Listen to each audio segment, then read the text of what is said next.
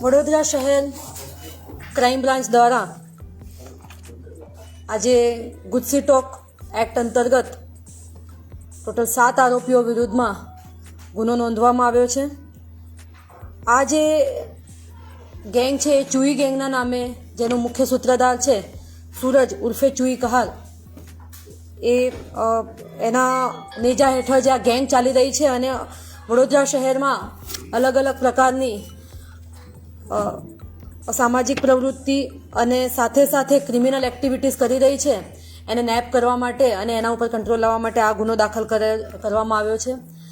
આ સંગઠિત જે આખું કૃત્ય છે એની અંદર ટોટલ 7 આરોપીઓ અને એના વિરુદ્ધમાં ટોટલ 128 ગુના દાખલ થયેલા છે હાલ સુધીમાં, જે અંતર્ગત ખૂનની કોશિશ, રાયોટિંગ, વડોદરાનો રહેવાસી આજવા રોડનો, એના વિરુદ્ધમાં 41 ગુના દાખલ થયેલા છે. આ બધા જ આરોપીઓ વિરુદ્ધમાં અગાઉ ગઠિત ક્રિમિનલ એક્ટિવિટી કરતા જે ગુનેગારો છે એને નિયંત્રણમાં રાખવા માટે ગુજસી ટોક ખૂનના ગુના, ખૂનની કોશિશના ગુના દાખલ થયેલા છે. તમામ આરોપીઓ વિરુદ્ધમાં મારામારી, અપહરણ, ખંડણીના ગુના દાખલ થયેલા છે. સાથે સાથે ચેઇન સ્નેચિંગ, લૂંટ, છેડતી અને વિદેશી દારૂના એને લગતા પણ ગુના દાખલ થયેલા છે.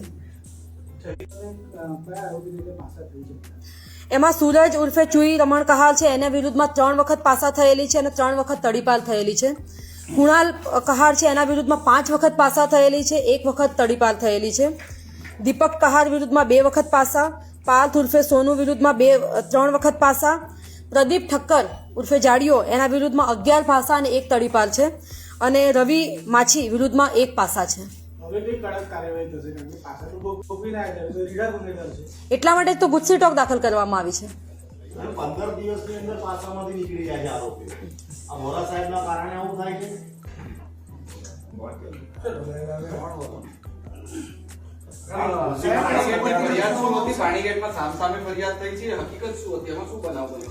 આ જે ફરિયાદ હતી એની અંદર ફરિયાદી આજે 3 રસ્તા આગળ ઊભા હતા અને એમની બોલાચાલી હતી. એ દરમિયાનમાં જે ભોગ બનનાર છે એ ગાડી લઈને નીકળી રહ્યા હતા અને આરોપીએ ગાડી ચડાવી દેવાની કોશિશ કરી છે અને એના કન્ટેક્સમાં 307નો ગુનો દાખલ થયો છે.